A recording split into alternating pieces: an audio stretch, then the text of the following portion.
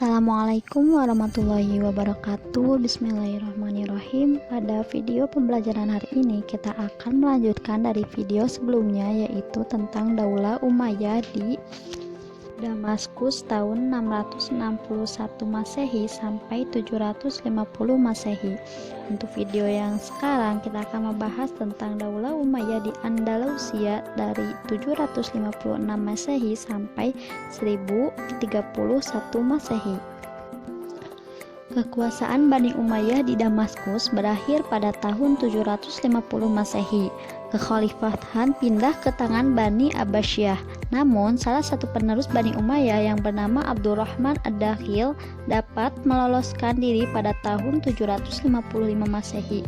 Ia dapat lolos dari kejaran pasukan Bani Abbasiyah dan masuk ke Andalusia atau Spanyol. Di Spanyol, sebagian besar umat Islam di sana masih setia dengan Bani Umayyah. Ia kemudian mendirikan pemerintahan sendiri dan mengangkat dirinya sebagai amir atau pemimpin dengan pusat kekuasaan di Cordoba.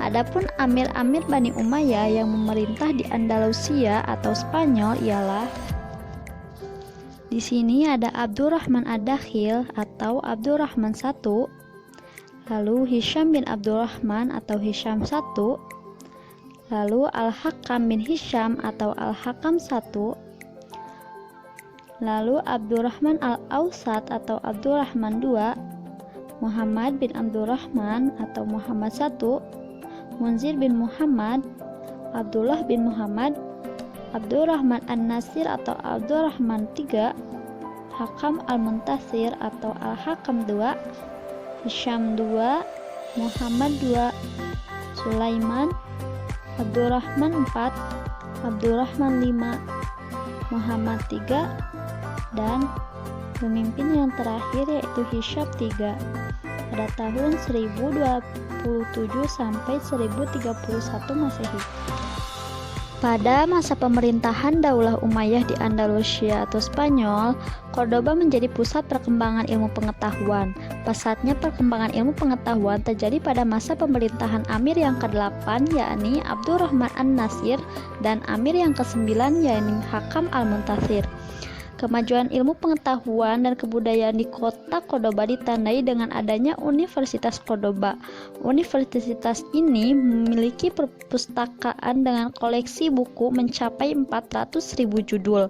Pada masa kejayaannya, Cordoba memiliki 491 masjid dan 900 pemandian umum. Karena air di kota ini tidak layak minum, pemerintah memiliki inisiatif untuk membangun instalasi air minum dari pegunungan sepanjang 80 km. Tumbuh kembangnya ilmu pengetahuan di Cordoba membuat berbagai inisiatif dan inovasi dalam rangka membuat kehidupan lebih sejahtera dan nyaman. Didirikannya masjid-masjid yang megah dan indah menunjukkan bahwa pada saat itu kesadaran untuk meningkatkan ketakwaan dan keimanan juga sangat tinggi. Pada masa pemerintahan Bani Umayyah, ilmu pengetahuan mengalami kemajuan yang sangat berarti. Adapun perkembangan ilmu pengetahuan pada masa ini dapat dikelompokkan, yaitu yang pertama ilmu kimia. Di antara ahli kimia ketika itu adalah Abu Al-Qasim Abbas Ibnu Farnas yang mengembangkan ilmu kimia murni dan kimia terapan. Ilmu kimia murni maupun kimia terapan adalah dasar bagi ilmu farmasi yang erat kaitannya dengan ilmu kedokteran. Yang kedua, ilmu kedokteran. Di antara ahli kedokteran ketika itu adalah Abu Al-Qasim Al-Zahrawi. Ia dikenal sebagai ahli bedah, perintis ilmu penyakit telinga, dan pelopor ilmu penyakit kulit. Ilmu pengetahuan selanjutnya yaitu sejarah.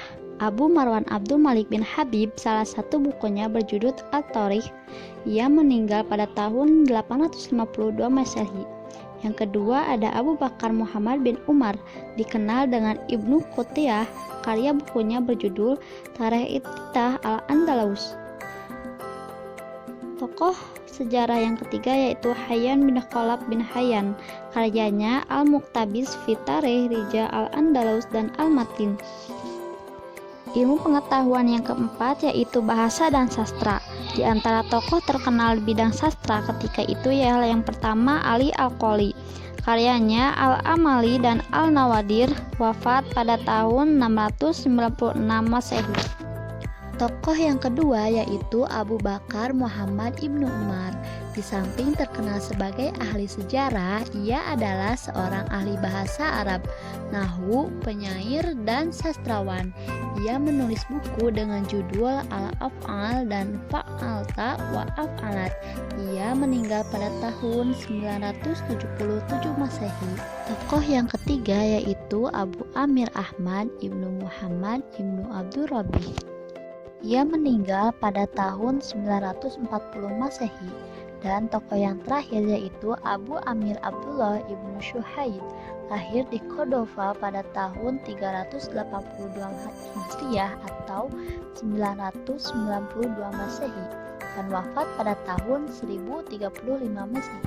Selain ilmu pengetahuan, pada masa Bani Umayyah juga berhasil mengembangkan bidang lainnya, yaitu arsitektur.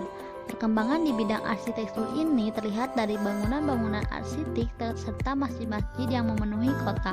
Kota lama pun dibangun menjadi kota modern karena memadukan gaya Persia dengan nuansa Islam yang kental di setiap sudut bangunannya.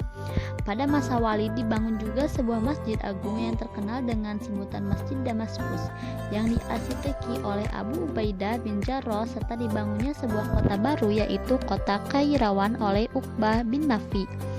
Bidang yang selanjutnya yaitu organisasi militer.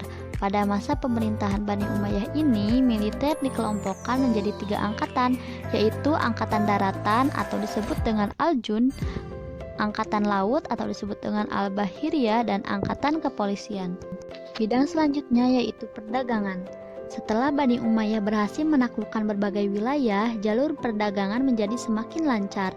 Ibu kota Basra di Teluk Persia pun menjadi pelabuhan dagang yang ramai dan makmur. Begitu pula kota Aden. Bidang selanjutnya yaitu kerajinan. Ketika Khalifah Abdul Malik menjabat, mulailah dirintis pembuatan tiras atau semacam bordiran, yaitu cap resmi yang dicetak pada pakaian khalifah dan para pembesar pemerintahan. Nah, sekarang kalian tentunya menjadi semakin tahu bahwa kemajuan yang dicapai oleh Bani Umayyah tidak lain karena semangat umat Islam dalam menggali dan mengembangkan ilmu pengetahuan.